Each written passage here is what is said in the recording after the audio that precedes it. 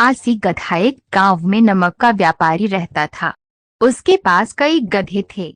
व्यापारी रोज अपने गोदाम से दुकान तक नमक ले जाने के लिए एक गधे का इस्तेमाल किया करता था।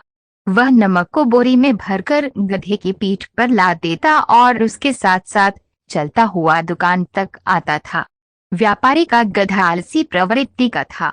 काम से बचने के लिए वह नित नए उपाय सोचता रहता था।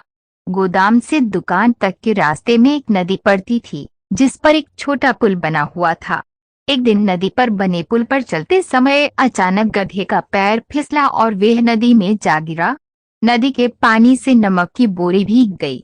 जब तक व्यापारी ने गधे को पानी से निकाला, तब तक बोरी में भरा बहुत सारा नमक पानी में घुल चुका था। गधा जब चलने लगा तो उसे बोरी का भार बहुत कम महसूस हुआ और वह खुश हो गया। उसने सोचा कि अपने ऊपर लदा बोझ हल्का करने का ये बहुत बढ़िया तरीका है।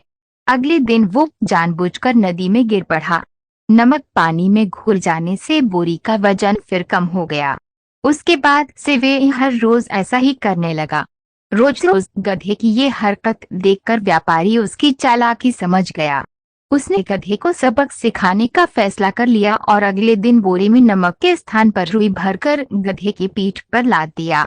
रुई हल्की थी। इसके बाद भी आलसी गधे ने सोचा कि क्यों न रोज की तरह नदी के पानी में गिरकर इस वजन को और कम कर लिया जाए। इसलिए वो जानबूझकर नदी में गिर पड़ा। लेकिन इस बार बोरी में नमक नहीं बल्कि रुई थी।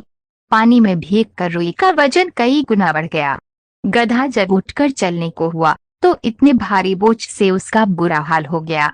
उस दिन के बाद से उसने कभी आलस न करने का निर्णय किया।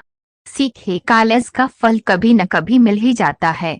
दो एक ही उपाय हर बार कारगर सिद्ध नहीं होता।